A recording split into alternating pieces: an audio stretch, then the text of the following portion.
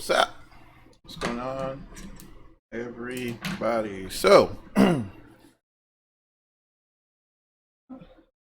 you can see, we're back in the Embraer. I picked up a new update, so I figured I'd give it a try, um, and as well as um, the Corpus Christi. I'm not pronouncing that right. From the scenery from Berg Simulation. So head on down there, check it out, see what it's all about. And yeah, so 342 miles, I believe. Not too terrible. So we'll dive right on in here. We're about halfway cold. Well, I say we're cold, lukewarm right now in the flight deck. But this threw me off. So when you get the update, they're going to include this here. ERJ settings, click open. Make sure your volume is set correctly. If not, you will have absolutely no sounds. And then you're going to go on the forums and voice your concerns. And they're going to tell you to RTFM. So just a heads up. Cool. I'm close. Getting myself reorganized. Oh, got a new yoke. So finally got my controls all put together, I think. Let's see. That's it. And then we'll go ahead and get that going.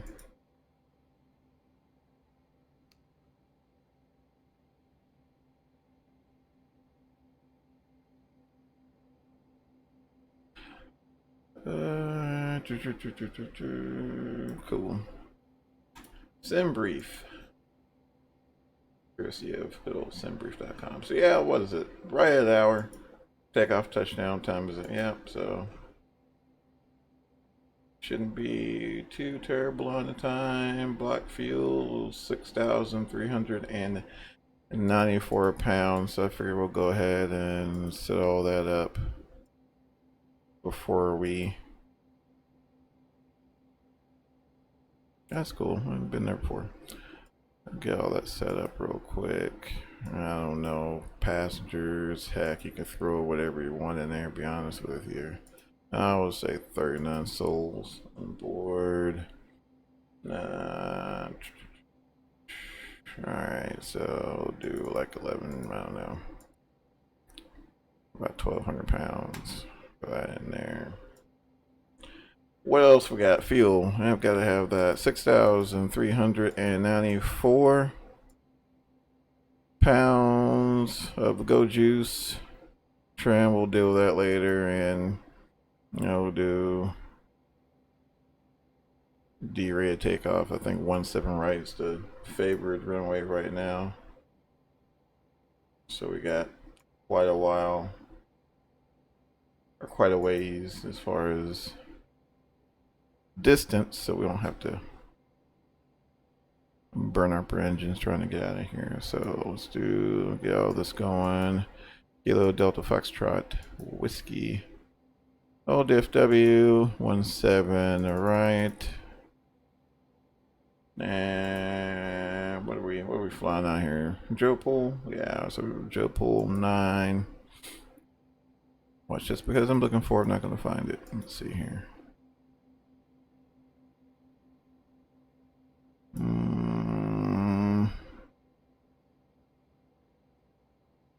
Scroll down. Heck no. Dad, Jackie 7. Of course there's no Joe Pool 9. Let's see.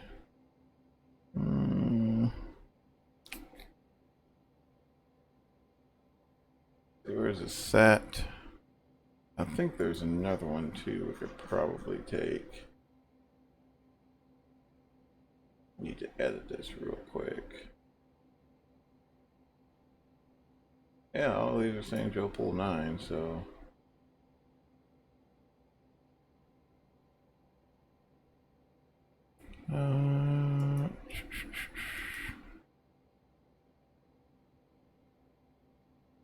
would be awesome. Actually, let's do this. So I don't know if we can clear. Let's just pick another random runway. I don't know. We'll pick that one. Still didn't give us anything. We'll get this figured out here at some point. Select.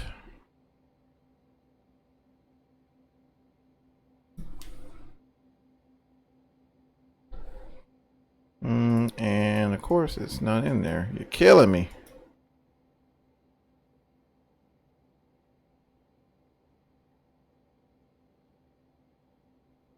Alright, 17 right. Said.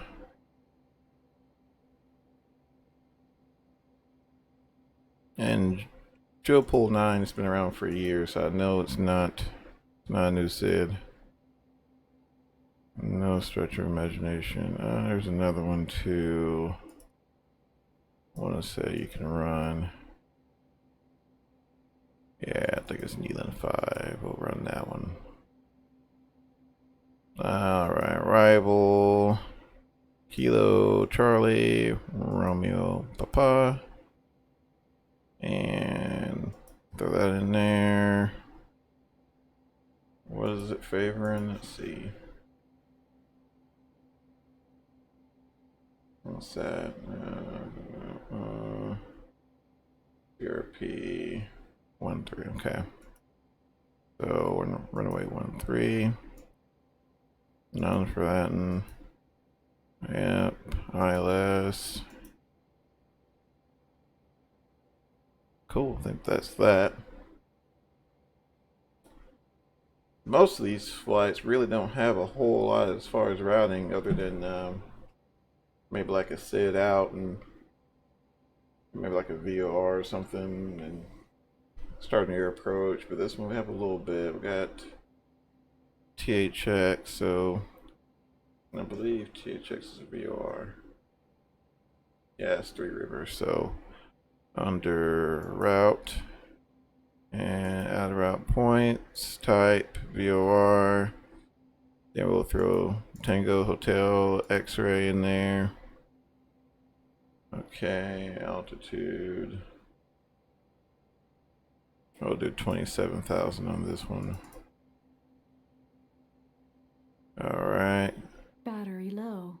Save.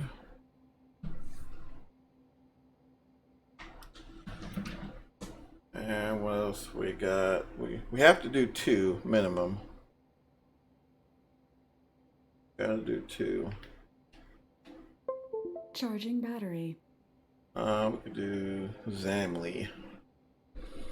So this one will be a fix. Zamley. Here we go. And that. There we go. And then we're going Airways. Yep. So Victor 163, I believe. Yeah, it's 163. All the way down to Corpus Christi. Heck yeah. So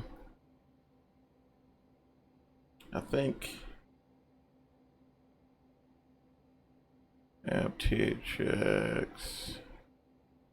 Entry, exit. One of these here. See what we may do.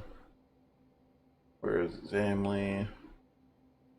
I think, where does it say? One of these here we can exit.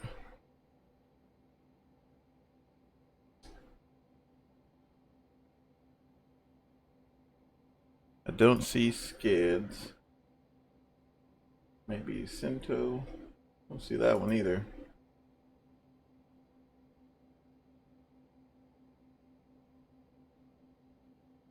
San Antonio, that's going backwards. We don't want to do that.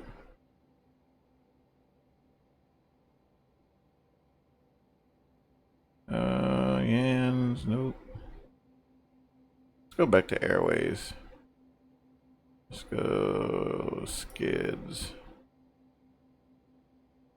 There we go, CRP. Excellent. And we'll save all that. What? Out and complete. No. Let's see, route edit. Yeah, that's totally fine. Not sure what you're talking about. Alright, whatever. Whatever. Performance. PF2, so what did I say? 270? 27,000 feet. This looks tedious, but it's really not. I think the biggest issue, sometimes, and I'm not sure why it does it, one would assume perhaps there may be some sort of logic behind what departure arrival procedures it displays depending on the runway that you pick. I've run into that several times. And let's see, at 9, we're getting nothing as far as the tailwind. Absolutely nothing, I say. Alright, so I ain't worried about that right now. Everything else looks fairly kosher. We'll execute that. Cool. I don't know what I was thinking, but we probably should have had the APU on because I'm sure it's quite warm. What is it? 38 degrees Celsius. Yeah, it's pretty warm. Oh, fire this guy up. But yeah, I'll run into that time or two. The departure, you cannot find that departure procedure that you're trying to use, so I just pick an alternate. A little aggravating, but it's not a huge issue. 29085 is the altimeter. And we'll rock this guy all the way up to 27,000 feet. Yep, cool. And nope, don't want that. Don't want that either. We'll take that and that for our seatbelt signs. APU should be on. I'm not sure of the spool up times for the APU on the Embraer, but it does seem a little quick. But I mean, honestly, it's kind of, it's a little petty. Alright, well, everything was good. Yep, so pretty much everything's set.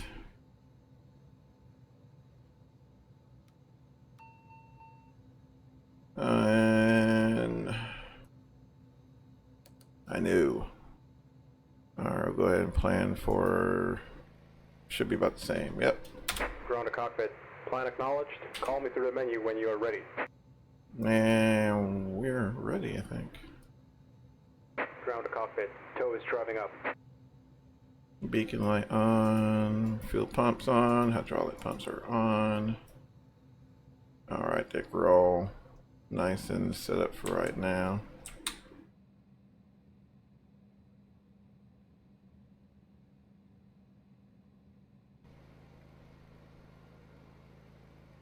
Good old Dallas Fort Worth.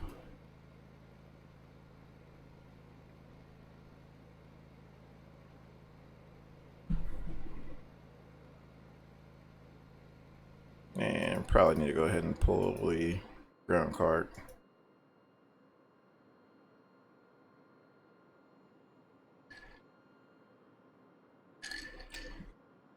Oh Okay, man. all doors and hatches are closed. Ready to connect. We'll get hooked up here, and 17 right's fairly close, so it shouldn't be too long on the taxi. And Winching strap and adapter in position. Release parking brake when ready to start pushback. yep, ready.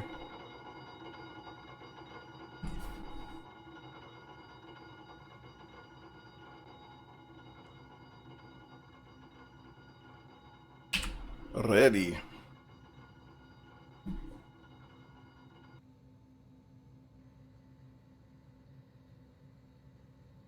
Starting pushback, and you may start engines. I wonder how far this goes back.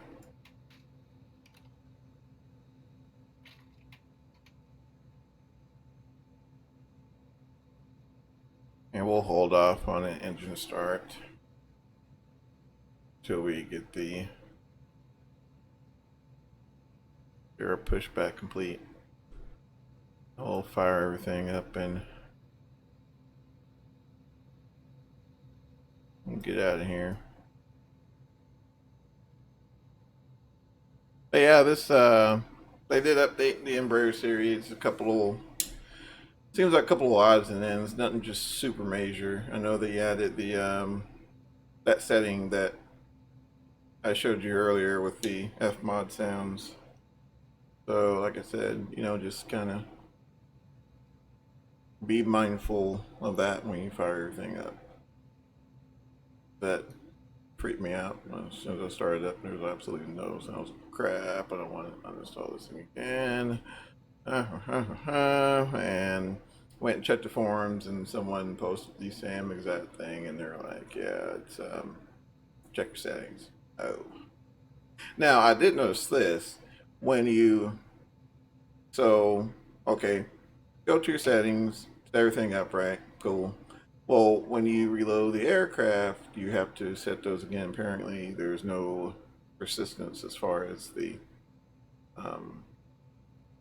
what you put your volume as. So be aware of that, because once you get all that fixed and everything loaded up, and Operation complete. Set parking brake. all right, parking brake set. Disconnecting tow. Stand by. So yeah, that's that. But I mean, other than that, it's the only real big issue I've ran into.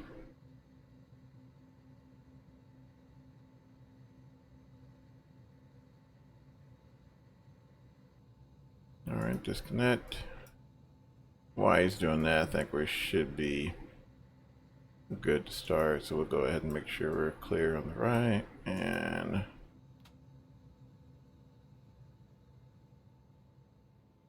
fire up the old right engine. Hose disconnected and bypass pin has been removed. Hand signal on the right. We'll see you next time and have a safe flight.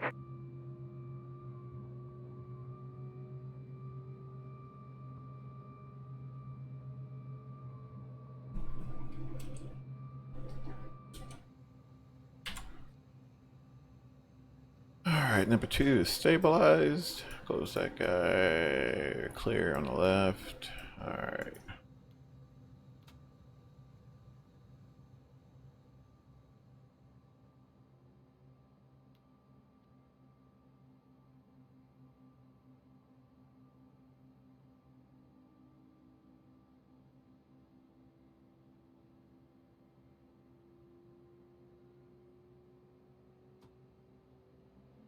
Cool. And Sarah trim up while we're here. Trim up, flaps 9. Come up a little bit. There we go. And taxi light on. Bleeds on both sides. APU off. Engine off. And as if we need it, window heat. Alright, that's off. Panel lights are off. Overhead lights off. Cool. And we'll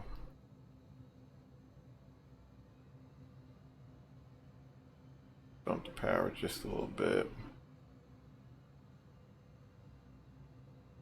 One thing I'm pretty stoked about is the fact that the ground handling is actually pretty good. Doesn't take a whole lot of thrust to get going.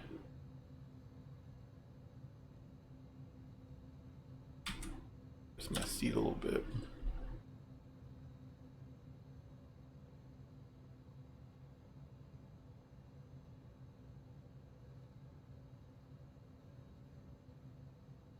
And I'll go ahead and make a left right here.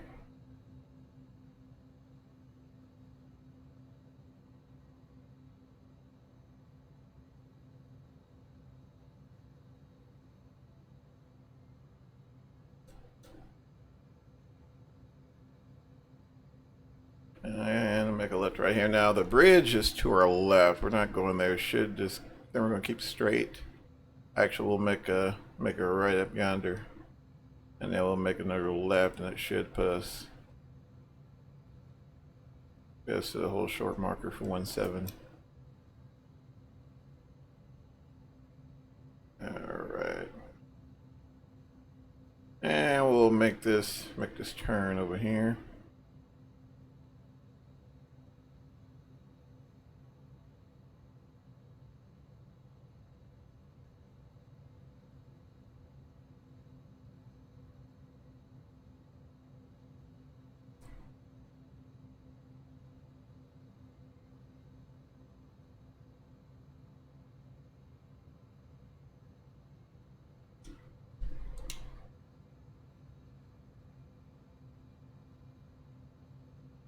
I'm waiting for the combine to say up yonder. Yep, up yonder.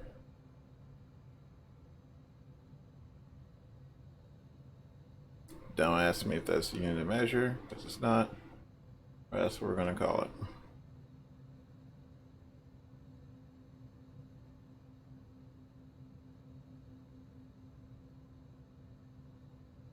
Now we'll come up. Oh, it's got a weather update here. Yeah, 38 degrees Celsius. It is warm today. It's been in the hundreds for the past several days. The past several days has literally been Satan's breath. It's been insane. I mowed the lawn earlier today, and I thought the mower was gonna melt to the yard.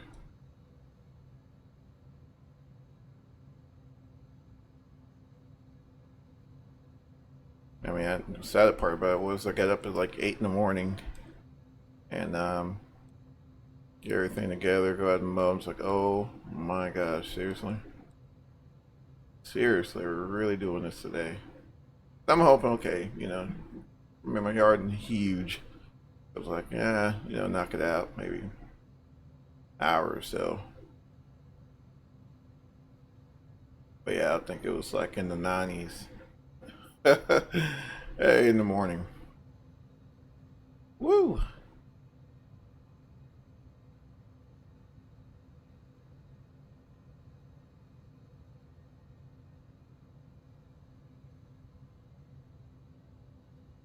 So could not imagine what it was at the airport. I'm pretty sure there were some sweaty shirts there.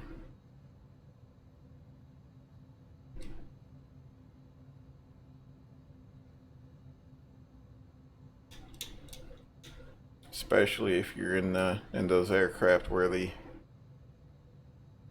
air conditioning systems aren't the best, and on top of that, you know, you're not really running the engines or anything. You're either on external air, which isn't bad sometimes, or the APU, and even then it gets pretty warm.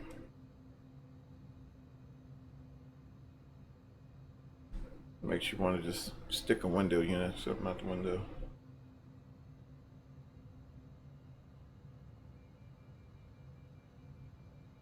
Alright, I'll come up here. And we're about good there. And nice and easy, cool. Alright, looks like we're pretty much set. Everything's good to go.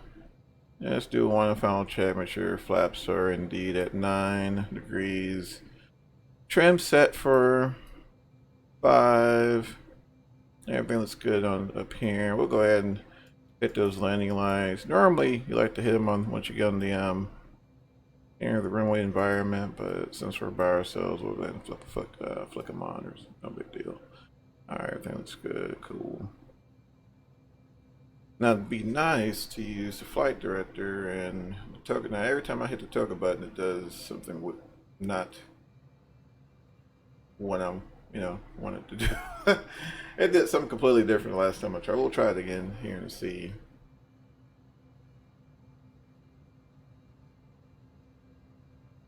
It should be, you know, should be one of these buttons or something like that. Go around button, do that. Try that, see what happens.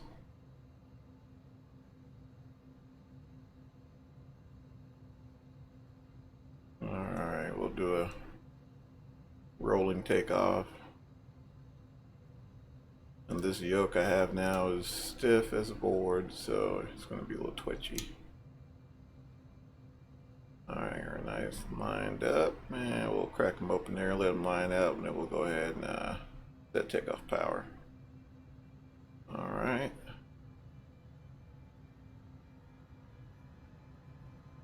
Takeoff power is set. Engine instruments within limits. Airspeed's alive.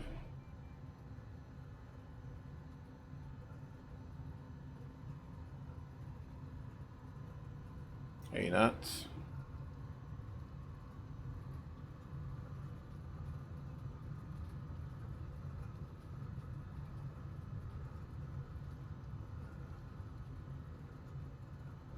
Alright, rotate.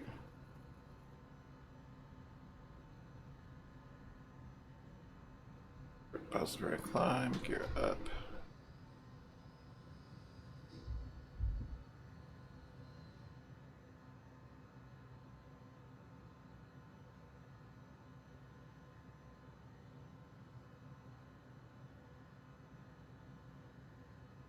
A little more trim.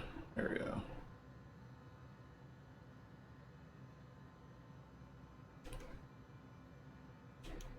Yeah, real twitchy, but definitely more responsive. Alright, we'll go ahead and get set up here.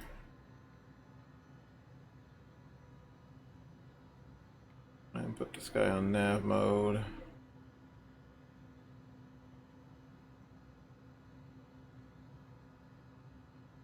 And flaps up.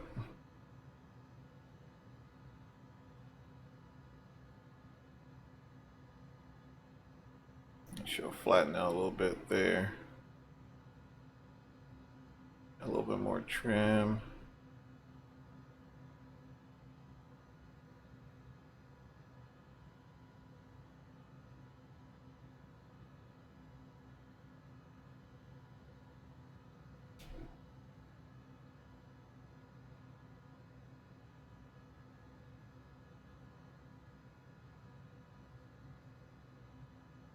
There we go. I'll try to fly the flight director a little bit.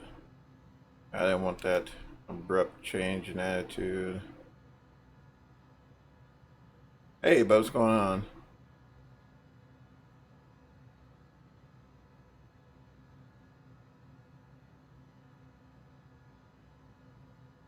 Alright, I'm gonna trim out a little more. There we go. Awesome. Yeah, what's going on, man? Hope your evening's doing. Hope your evening's pretty smooth. Alright. Alright, looks like we're pitched for about 240.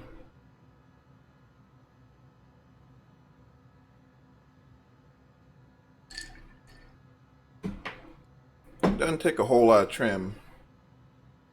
Why you see it so low? Man, I don't know.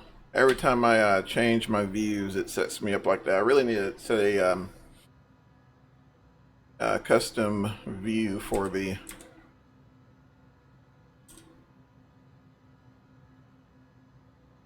flight deck, which I have not done yet.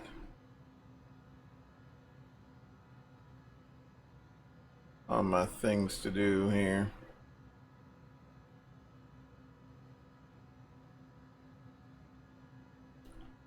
More trim.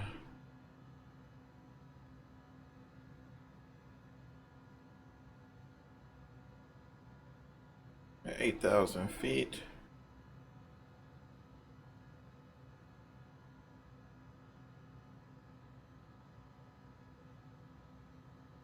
Better. I appreciate it, man.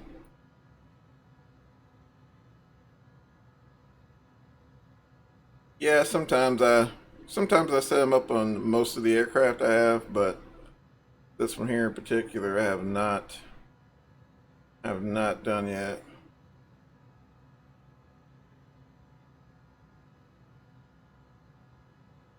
It shows how motivated I've been here lately. All right, we're at 10,000 feet. I'll go ahead and put this dude on autopilot for right now, and then get everything set up here.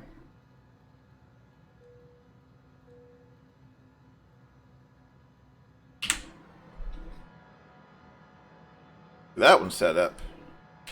I don't think I have done one just yet. Oh yeah, I have. Oh, I was thinking.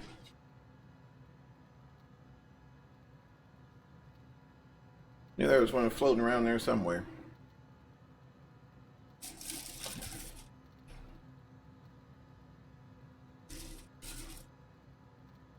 Now, I do hear a little bit of noise in the background. I'm not sure if you guys are picking that up. I'm not sure if that's a trim. It shouldn't be the trim. There's really no trim wheel, but I'm picking up a little noise. I don't know. Maybe it's something else. Something else about to go out. I'll have to replace here soon. Oh man, there's really not a whole lot of options for yokes unless you're gonna drop what $500 for a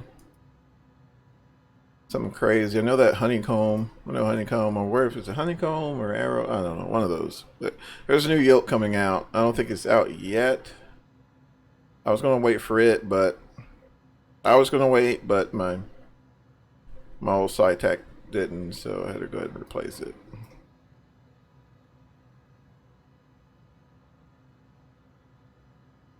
Wasn't super excited about that, but you know, things happen. I think it was my, what was it? Yeah, my last stream. I was in the VTEL Bonanza. Probably one of the last aircraft you want to have control issues with. It's already super realistic and it's kind of finicky, like a VTEL would be. And I was on final, and all of a sudden, no controls. I was like, well, did I break something? Like, what's going on? And I tried to adjust my throttle, and that wouldn't work. And so I was like, yeah, it's time for a replacement. Which I'm sure my throttle quadrant.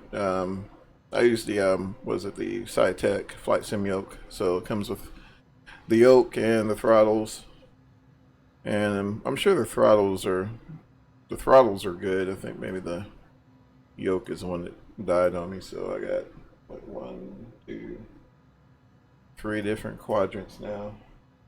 I'm using 2 of them, but I don't know what I'd use the third one for. I mean,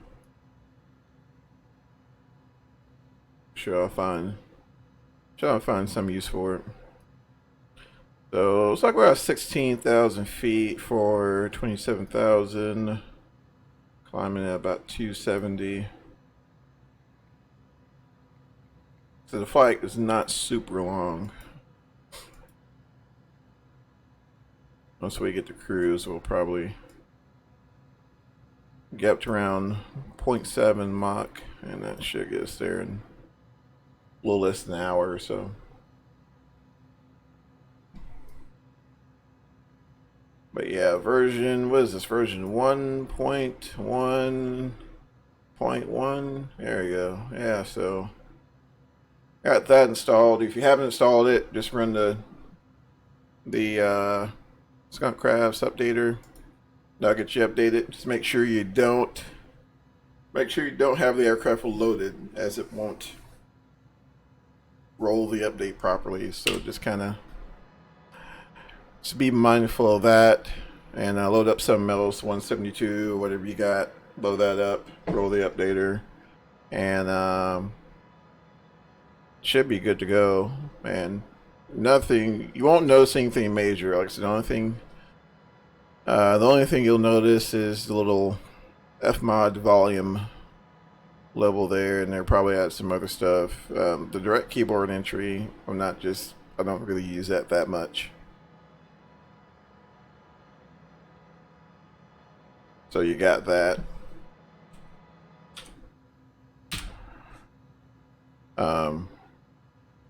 Yeah, once you install that, it should be pretty good. I think they did something with the speed annunciations. I think I was going through the forums and I noticed that, so yeah, that's pretty cool. I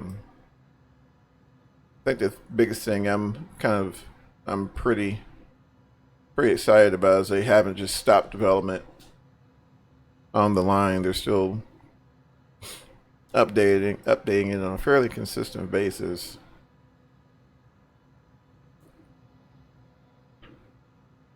Which is kind of nice.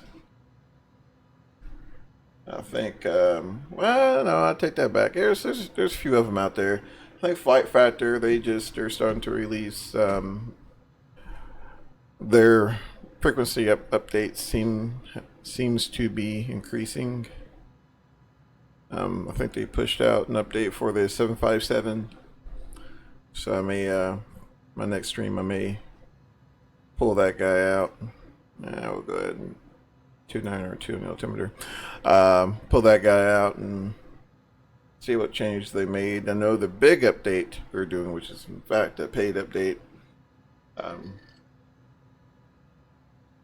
is the avionics retrofit for the 757. So most of the current operators, which I think is what mostly box haulers, FedEx, and UPS, they're most of their flight decks are updated with the it's more of a glass type setup.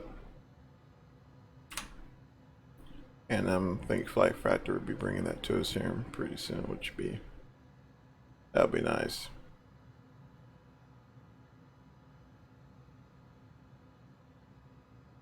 And so I'm not sure exactly when that they're planning on releasing that. I'm not sure. Should be soon because they're showing screenshots with Jesus 102 right now. But they're showing screenshots of what looks to be a finished product. So it wouldn't surprise me if they're in the late stages of beta. So we may be seeing that. Maybe seeing that here shortly.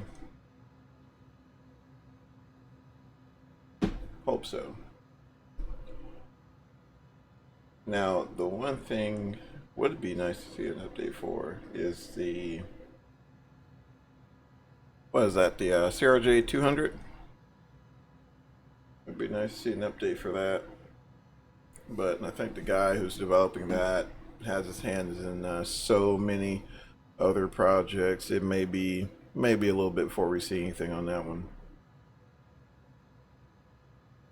But hopefully it'll be soon. And those of you with the oh cool, at 27,000 feet already. Those of you who have the Tolis A319, behold, Blue Sky is finally showing some previews of their new sound pack for the CFM flavor of the A319. And of course, it sounds just as good as you would expect from Blue Sky Star simulations. That'd be a welcomed addition to the Airbus. Which I thought about taking that one out today, but that one has been streamed quite frequently. So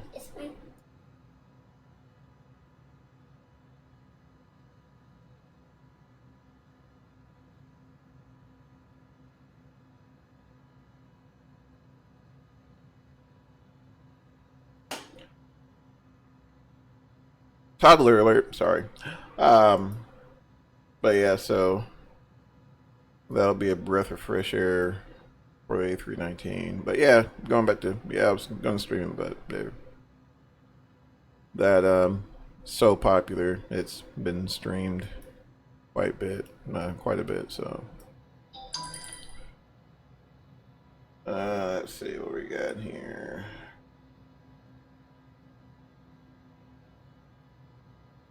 what do we got in here? So, what SSG updating the cockpit displays, and there's 747-8. Pretty cool, pretty cool. Oh, I guess we'll slide on over to the. Why am I looking at the headrest now? Sliding on over to Key 3D and all things ESP based. There looks like the Mad Dog should be getting another big update, which I don't know. For me, I'm not.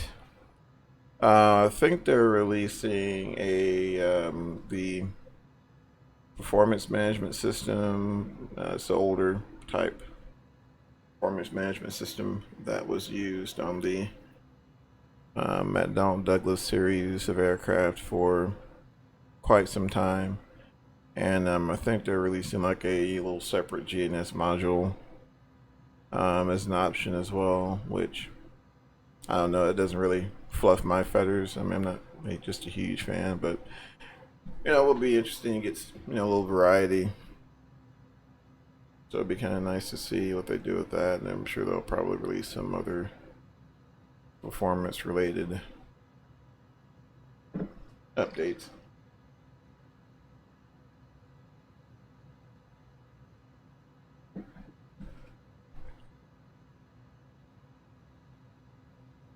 Oh, where are we at here? 0.73. Yeah, we'll start bringing the power back just a little bit.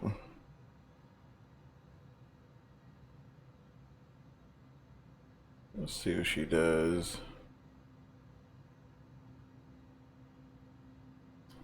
You keep it about 80, 81%.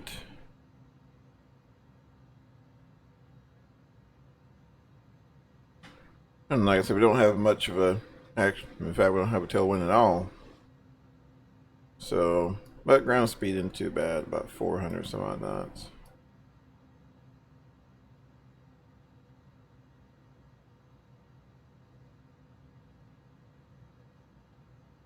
And what, 270 miles already?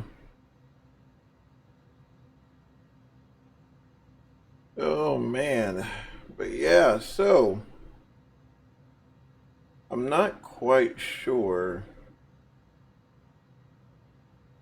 Oh. So here we go. They're improving the exterior of the 757. That's going to be nice. That's going to be huge. So yeah, you'll get these unclear. Okay, so yeah. I don't know if the upgraded avionics is going to be released at the same time as the exterior upgrade, but it's kind of nice that they're deciding to upgrade the exterior. Looks like they're adding a ram air turbine, doing some things with windows there, so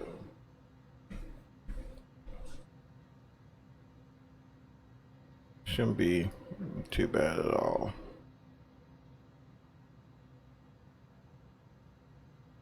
I'm going to turn that off there. And bring the speed up just a little bit. Yeah, I was like, well, we'll do still water, but then I forgot. Oh, shoot, yeah, vertical sims. I told myself I was going to run another stream going that direction with the update, because it was pretty significant, almost like a complete redo. Not so much of a redo, but they touched up a lot of things, and I mean, it already looked great, but they're looks like they're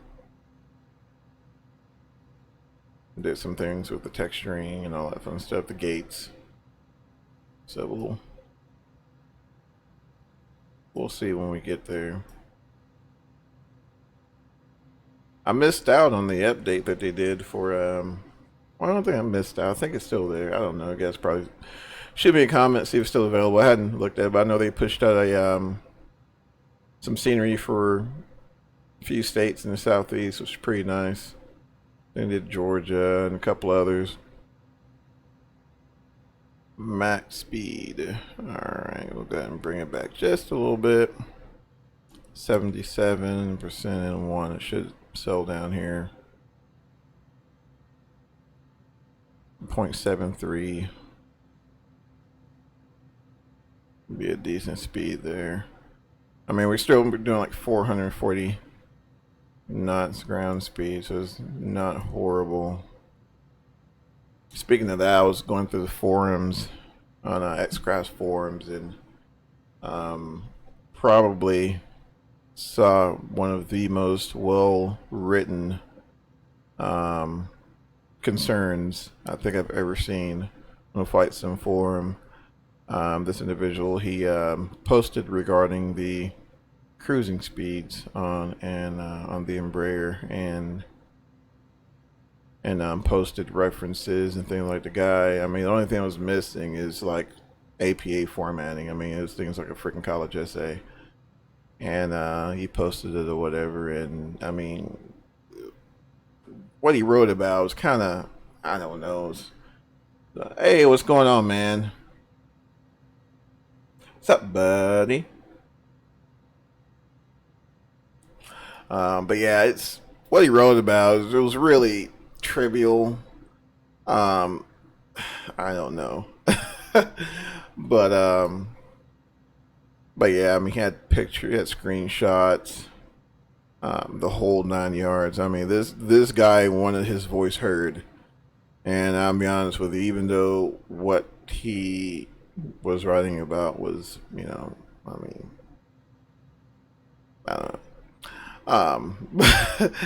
But I felt for the guy. I mean, I don't agree with it, but I mean, I totally get his grievances. But I don't know. It was, I mean, basically, it was comparing the flight modeling of an aircraft that was made for X-Plane 10 versus an aircraft that was made for X-Plane 11.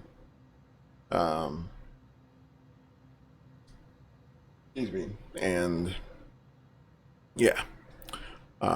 So yeah, he voiced his concerns, darn it. But yeah, just been really impressed. I mean, I've been following XCraft for quite some time.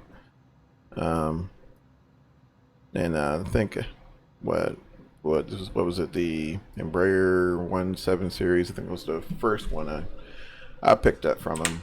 And whoa, stutter, okay.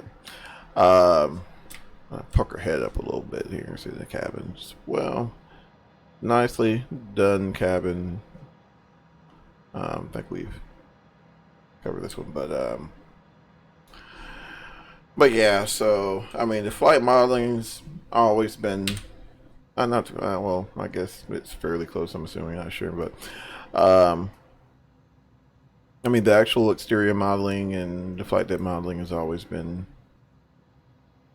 on point. But the thing that really kind of sticks out to me is customer support. They it seems like they've, oh my goodness, come down a little bit. Bring the power back a little more.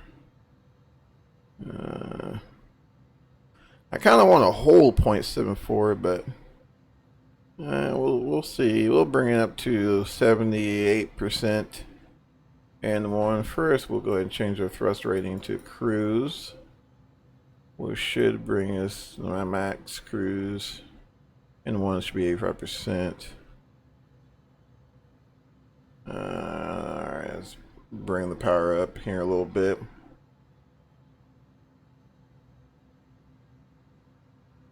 Let's see. I mean, it's kind of aggravating having an aircraft that doesn't have auto throttle, but I mean, airplanes like that you're definitely not going to sleep on.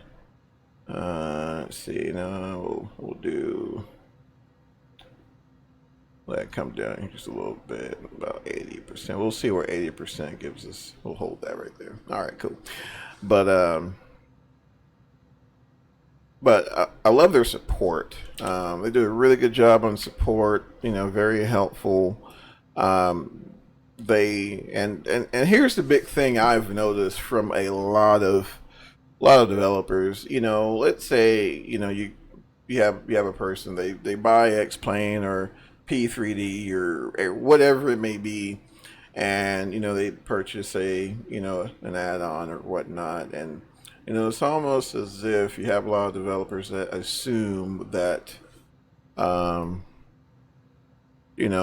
everyone in the everyone is well versed in you know file structure of flight sim and things like that. And not granted, yeah, you do get the same questions time and time again. Granted, yeah, a lot of them don't read the manual. I mean, I think we're kind of all guilty of that, at certain capacities. But I mean, at the end of the day, yeah, they chose to spend their money, but at the end of the day, they are the customer, and as small of a community as the flight sim community is, I mean, I think anyone who's remotely interested, we should all welcome with open arms. I mean, I have just, yeah, you get some questions, and you're just like, what, but they just get dragged on the forums. I mean, it's sad. I mean, you look and see 8% is not giving us what we want, not giving us the performance we want, so we'll try 82. Um, but yeah, you feel bad for them. They'll, oh, you should have did this, should have did that, and blah blah blah, whatever. And it wouldn't surprise me if a lot of them would just say the heck with it. It doesn't work. They'll either stop playing or something like that, or you know, um, get out of the industry altogether. Find another hobby or something like that. It's kind of sad. So it is a breath of fresh air to find a developer who is a little more patient than others. And I mean, like I said, I'm sure most of us have worked worked in occupations where you deal with the public quite a bit, and I mean they test you. I mean they test your patience. There's no doubt about that. Especially customers who really don't have they, how can I say it, just not sound completely, yeah, but they're not well versed in whatever it is they may be using or whatever, and it's and answering those same questions all day every day. Yeah, I'm sure it could probably get a little, but the same, like I said, at the end of the day, they're still a customer, so um, but yeah, I digress. But yeah, it's really nice to browse the forums and see polite comments, things like that. Of course, you have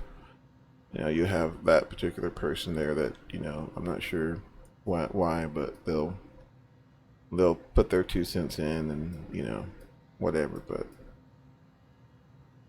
yeah, and there are several others out there who exhibit amazing customer support, but there are a few out there that I mean, shy of calling the person an idiot. It's kind of what they're saying. But I don't know. I don't know. But anyhow, but yeah. Uh, whoa. Excuse me and my banter. I just see little things like that, and it's like, man, I think they could have handled that a little differently. You don't want to post or respond to it because you don't want to, start a war or anything. But I don't know. But yeah, so far, with the update, everything seems to be fairly, very very predictable airplane. Like it was to me prior to the update. So no issues there. Um, Still looks good.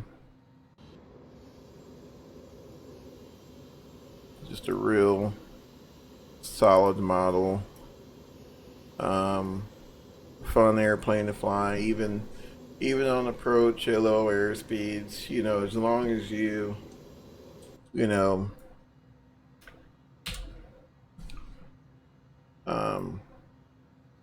Not so much fly by the speed, but fly by a particular power setting, it becomes much more manageable on approach. Um, and the little tricks like that, you pick up as you spend more time with it, and it turns into a nice airplane. Real nice airplane.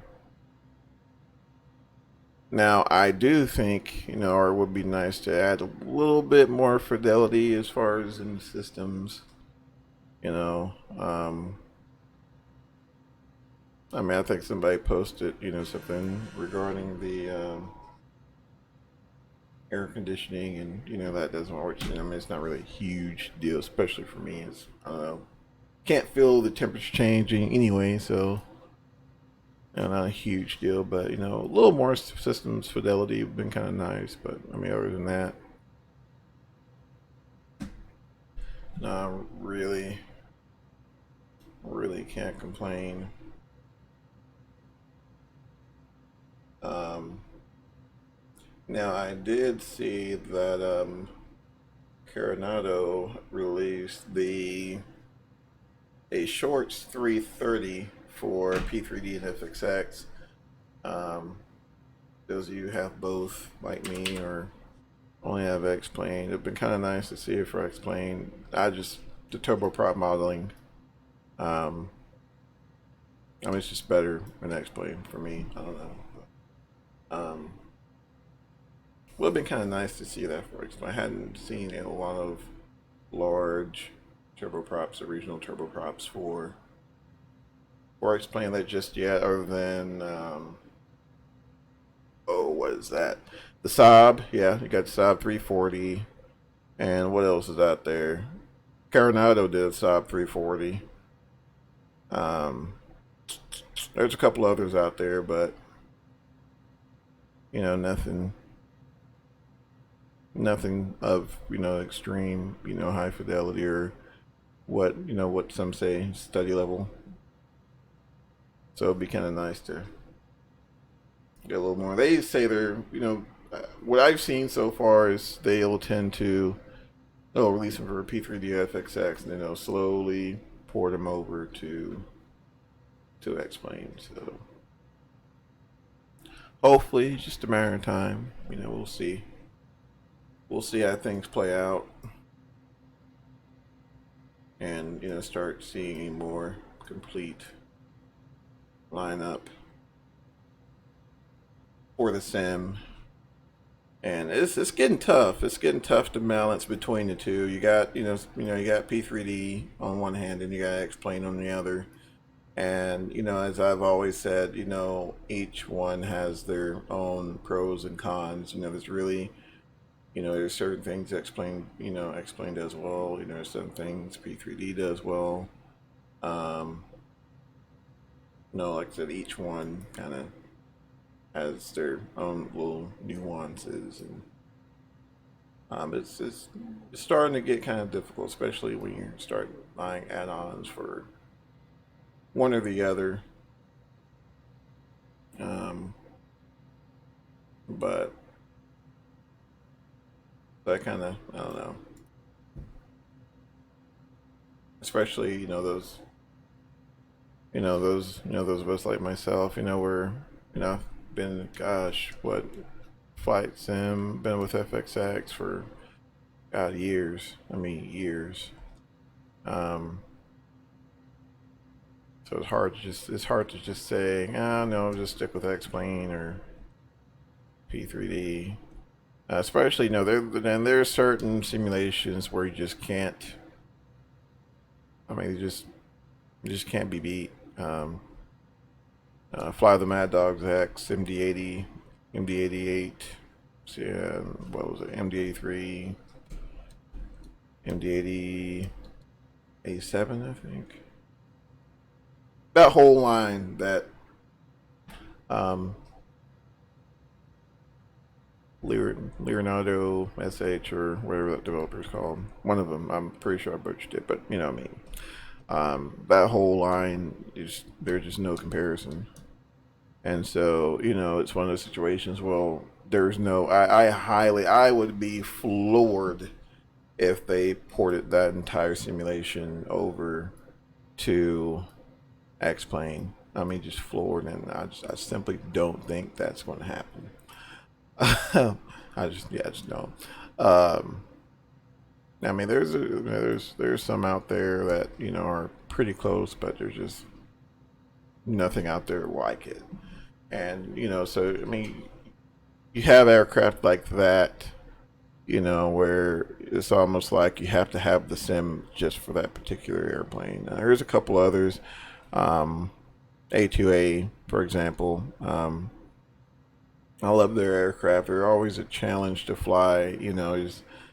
Um, even their 172 is a challenge. And I say it's a challenge. As in you kind of have to follow some sort of procedures, or at the end, you might be punished with a failure, or the performance may degrade, things like that. Just really high fidelity, just super high fidelity general aviation aircraft.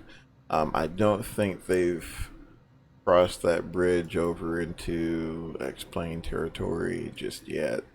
You have those guys, like I said, Fly the Mad Dog X, um, FS Labs, um, PMDG is another story. We're not even going to get into that. Um, all those guys, and so which leaves one, to kind of have to, swing on both sides there, which I'm okay with. It's nice to take a break from one sim. To me, it's nice to kind of take a break from one sim or the other, a time or two. Um, but I do have to give credit where credit's due as far as Laminar. I mean, they've made huge improvements. I mean, it's becoming to be a really, really solid simulation. Um, Starting to mature quite nicely. Um, and then let's talk about what is it? Hot starts, TBM 900. I mean, probably the most realistic turboprop simulation out there. Um, X Aviation Sierra J 200, the MU2 back in the day. So I mean, you're starting to get some real flight factor. I mean, TOLIS. So you're starting to get some heavy hitters out there as far as X-Men. Because I think that was the initial issue, was that there wasn't a lot of high fidelity, quote unquote, study level simulations for X-Plane. And so, with that being said, um, I mean, it was smooth. I mean, just as far as the overall feel of the simulation was very smooth. The turns, it didn't feel the aircraft didn't feel as if they're on rails. I'm sure a lot of you guys have heard that said before, and it's true. But back then, and I say back then, what X-Plane, X-Plane 8, X-Plane 9, even 10 early on, there wasn't a whole lot there. And you start getting more and more developers working with it, and which brings us to today. And now there's a real decision to be had for some of us. We have to decide on what simulation, or what engine we're going to invest in the most. Since most, we all know that a lot of these airplanes aren't cheap. You buy the whole family of this. I mean, that's $90. What Flight Factor? Heck, that's $90. Or $60 or whatever, depending on what package you get. The TBM, that's what $60, $70. So I mean that you start to rack up a bill. Um, just buying for one sim and just it's just slide on over to your ESP engine. You got what the PMDG 7777. That's $100 some. Then you got I mean see what I'm saying. So you can easily rack up $1,000 worth of add-ons, and I mean that can that can pose a problem for those of us with other obligations. So, though, and, I mean, if the situation comes to that, then, of course, yeah, pick one. I mean, no one's going to go broke over, simulation. From we get to talking about things from a financial perspective. But, I mean, a couple of add-ons here and there, and, they're to me, and this is just me. I mean, I have my go-to aircraft. I'm sure you guys see it because I stream it. My go-to aircraft I tend to stick with, and so I don't really you don't see me. I mean, there's tons of general aviation options out there. I don't really fly too many of them since a lot of them you have access to at your local airport. So I tend to try to stick with aircraft that either I don't fly or something like that. Just to give you know I can say like a different perspective on or aircraft from a completely different industry, as far as commercial and general aviation. Things like that. Something that I'm not just going to jump into my local airport and fly. Now there are some out there, especially if you're training or something like that. That's a different story. You want to try to, if you're in a 172, I think regardless if you're X-plane or on X-plane or P3D, you're pretty much covered. Cherokee's pretty much covered. You can, heck, I think from start to finish, you can practice the entire thing. So I mean, it's something like that. I'll get one every now and then. But the TBM 900 to me was a must buy. I had to get that one. It was a beautiful airplane, flies great. Which actually I haven't streamed that one in a while. I should do that. Especially since I updated it. Fly to me, the ground handling. No, and I've said this before. I'm sure the ground handling was realistic before, but then again, not many of us have, just really ridiculous type hardware setups for us to, really have an enjoyable experience. In terms of ground handling, we're about 80 miles out, so we'll go ahead and start this whole descent. But ever since they've tweaked it, the experience has been much, much better. So shout out to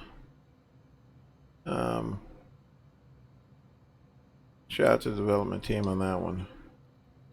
It was quite frustrating for a lot of people. Now there were some that really didn't have much of an issue at all. And that's great, but there were also quite a few who they just stopped flying it because you couldn't keep the thing on the runway. So I mean, there's that. But you have aircraft like that, you just gotta get it, But for the most part, now I do have an Aerostar.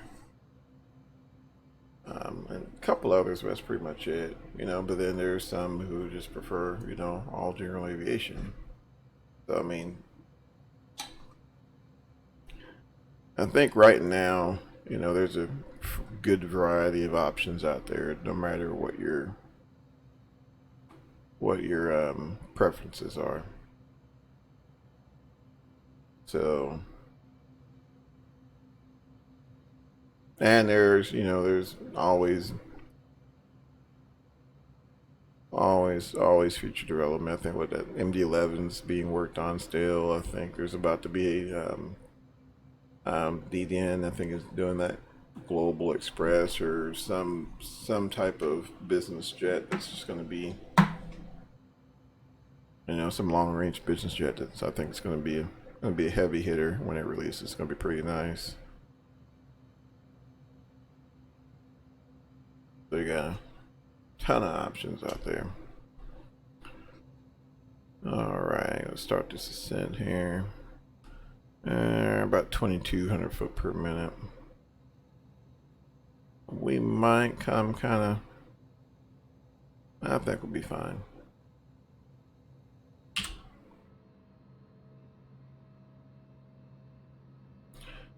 No real cabin view.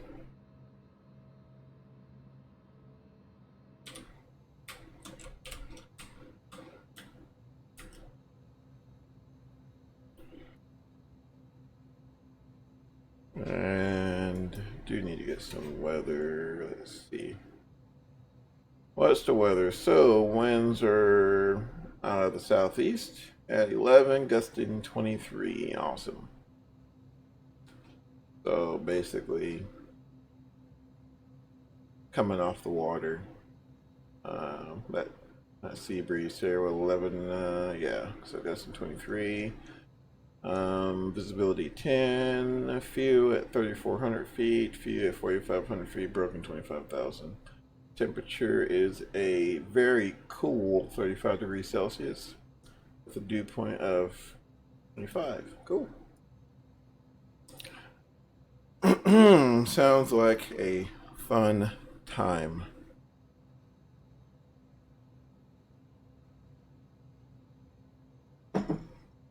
I would say go to the beach, but I don't know. I've been lately with all the cases of flesh-eating bacteria in the Gulf Coast. I just don't know nowadays.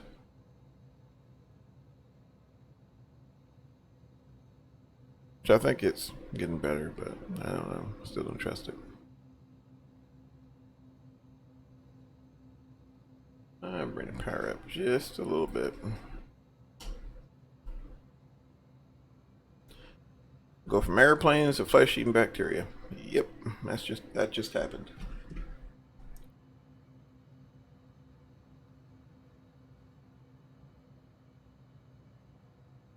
All right, coming out of 19,000. 52 miles out.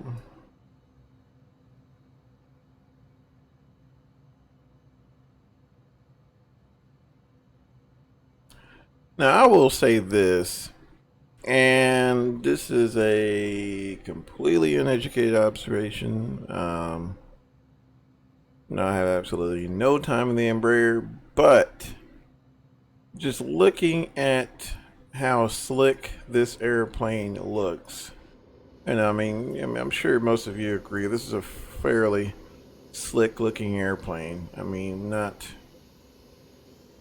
no, yeah, I would venture to say this thing just doesn't slow down on a dime, right? But for some reason, I mean, we can idle. We bring our levers to idle, and not a huge deal for me. You know, I kind of don't even think about it at this point. But for 2,500 foot per minute, she does tend to slow down quite a bit. Like I said, you know, just now, for example, I know for a fact that the CRJ, you know, for example, is a fairly difficult airplane to slow down. And this, as from a exterior, looking at it from the exterior, I mean, like it's fairly slick. So I mean, I would assume this would kind of be along the same, you know,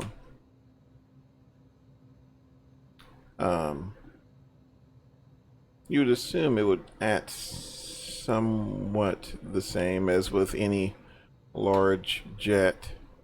You know, they tend to be fairly difficult to slow down. And let's see where we. Yeah, we're going direct to CRP, so probably.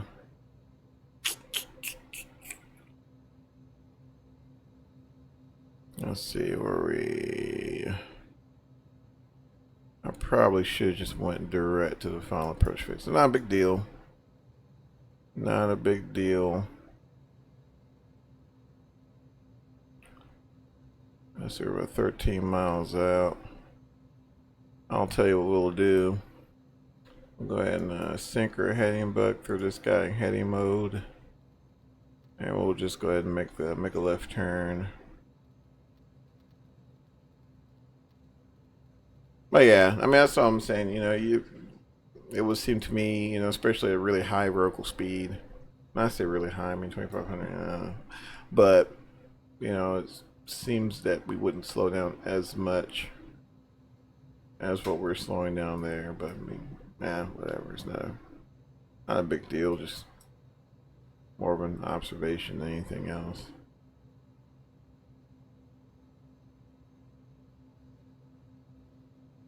Alright, we're below 10,000. Landing lights on. Seatbelt signs on.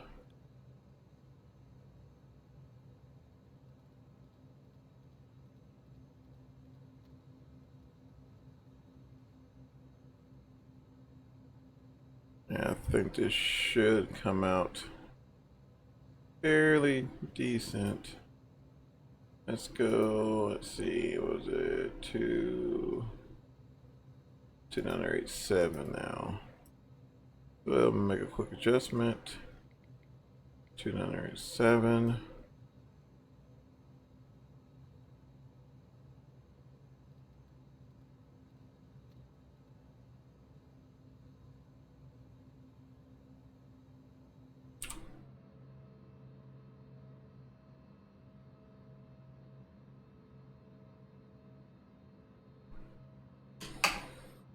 Alrighty. Let's see what we're looking like here. 7,000 feet?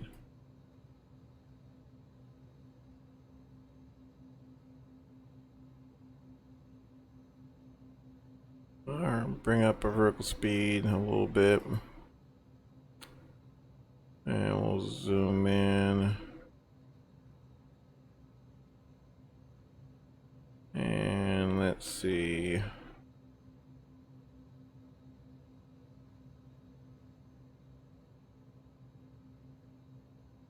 We'll go ahead and, whoops.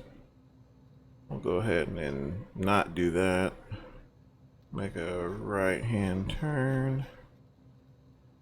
Oh yeah, right-hand turn. I'm sorry, left-hand turn. Oh man. All right. Let's see. Fix. All right. So we'll head direct to. Actually, I'm sorry. Direct to Jagru, I think.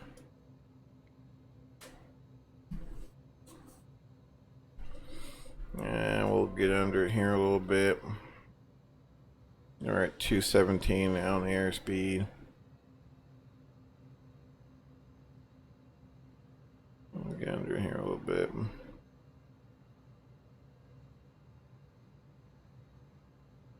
And we'll bring up our descent about 1,400 foot per minute.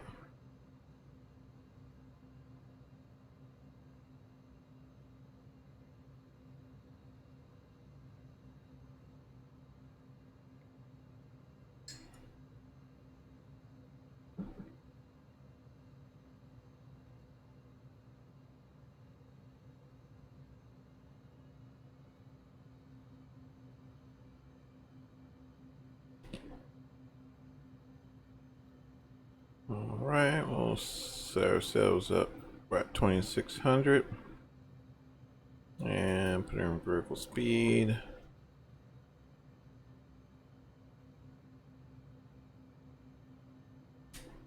continue that descent.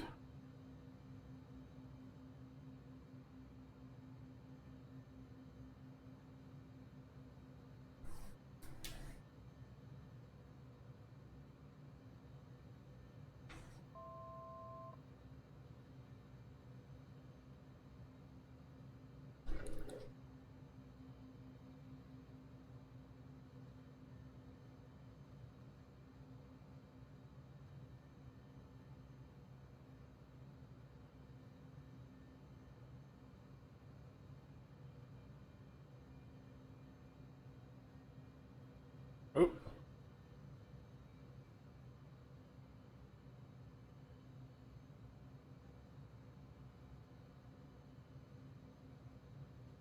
Yeah, we'll set ourselves up 500 foot per minute.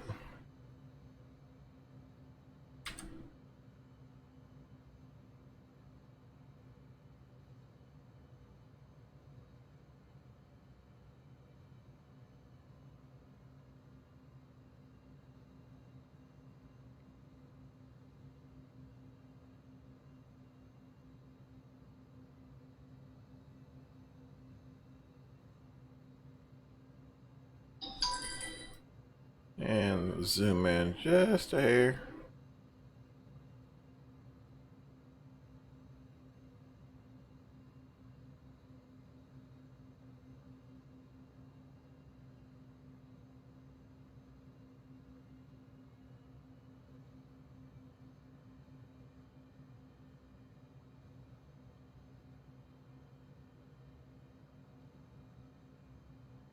Yeah, slowed about 180, and we'll go ahead and grab 9 degrees of flaps. Come up with the power a little bit.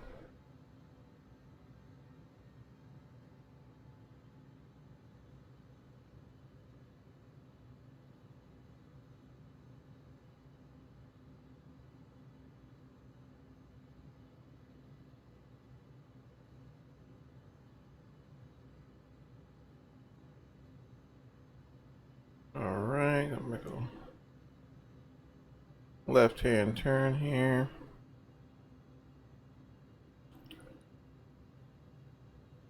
Getting pretty close.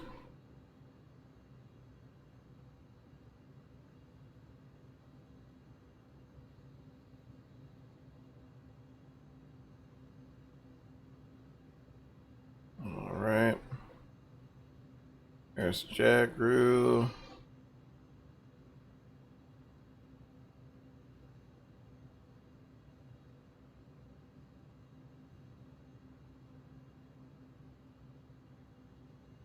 And I believe we got the runaway in sight there.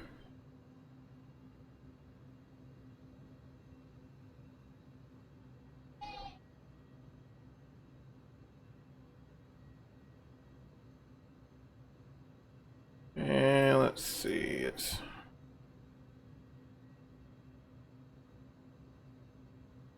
alright, let's see, 110, alright.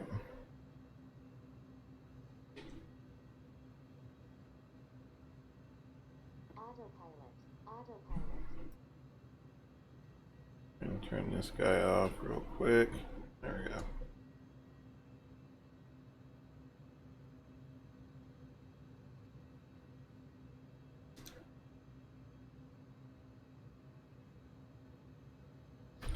Alright, gear down.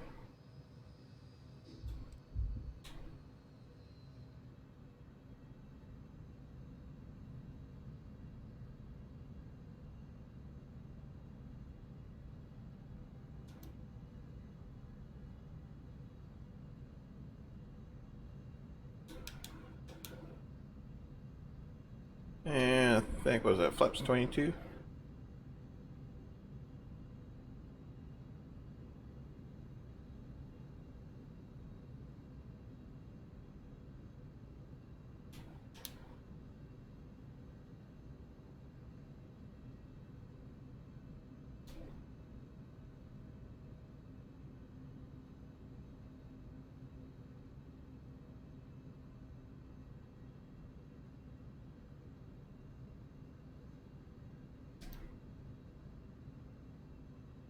And just gotta keep in mind that we are gonna have a gust up to 23 knots, so we wanna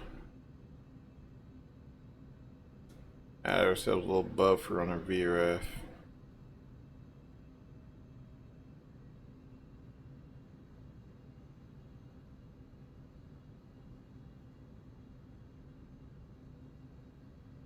Get ourselves nice and lined up.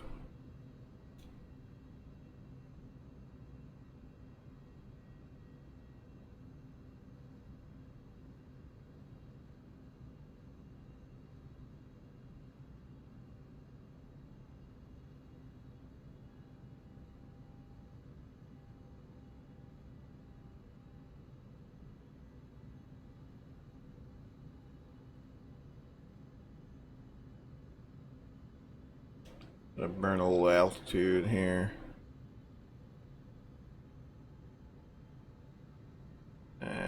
Flaps 45. Oh, not spoilers.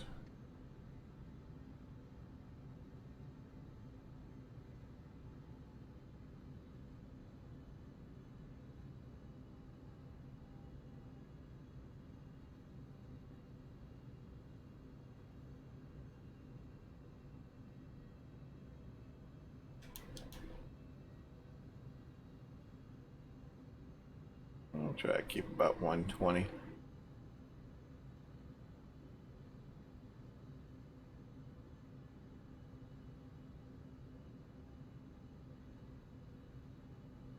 $500.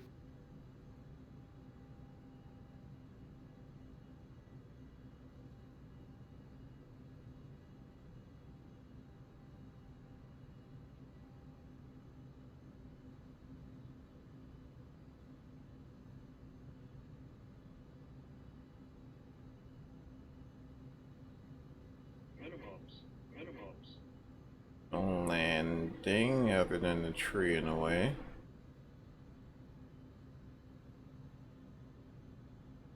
$100. Interesting. 50.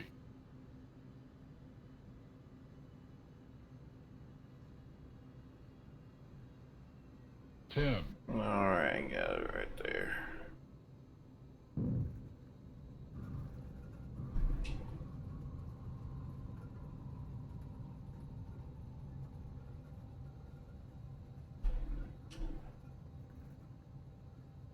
Interesting.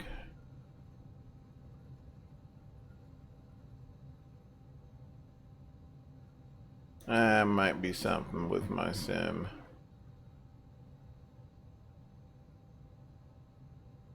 We made it at least. That's the main thing.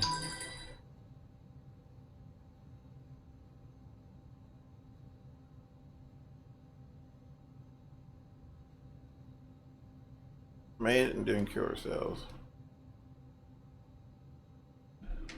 Go ahead and retract those spoilers.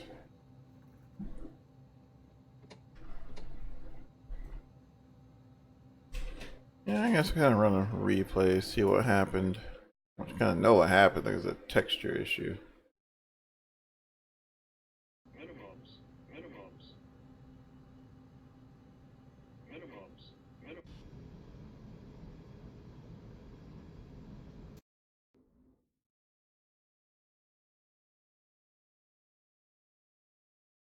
Trees on the runway.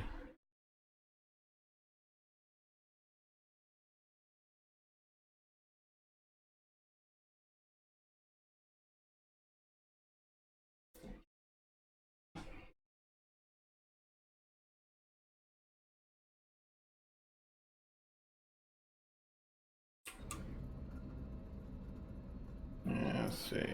Cabin view.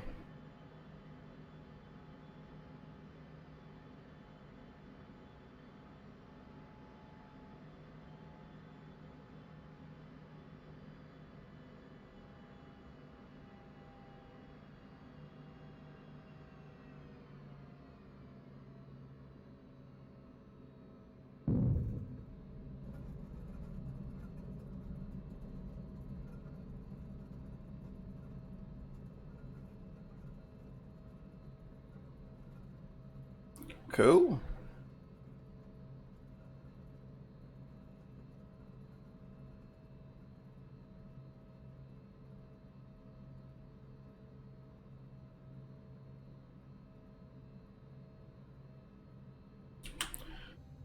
Alrighty.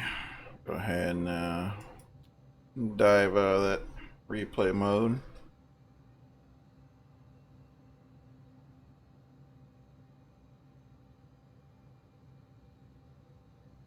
Really nice airport though.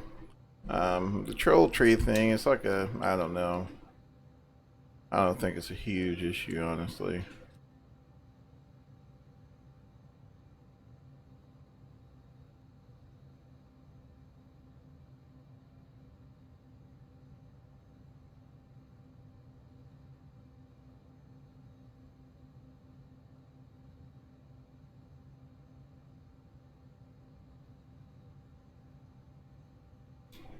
I'll go ahead and head to the terminal here.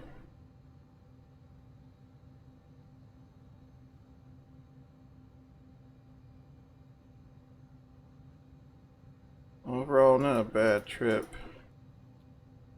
Oops.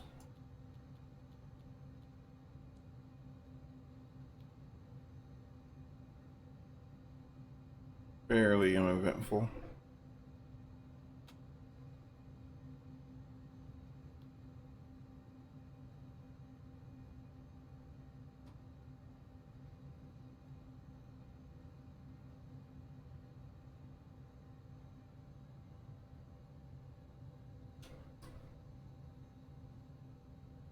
Let's see, I think we could make it right up here.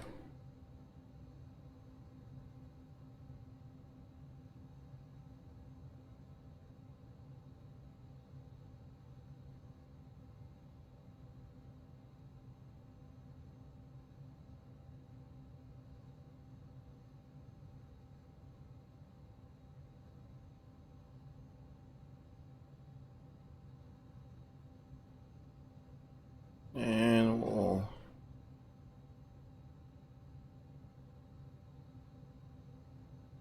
head on into one of these gates. I think we'll call it a day. Let's pull up here.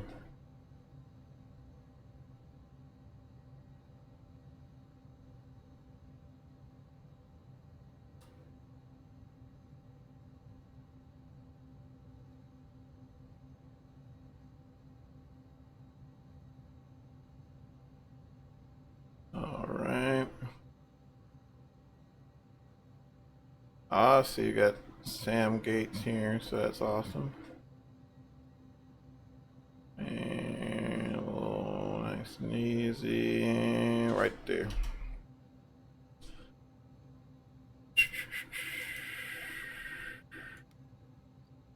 Alright.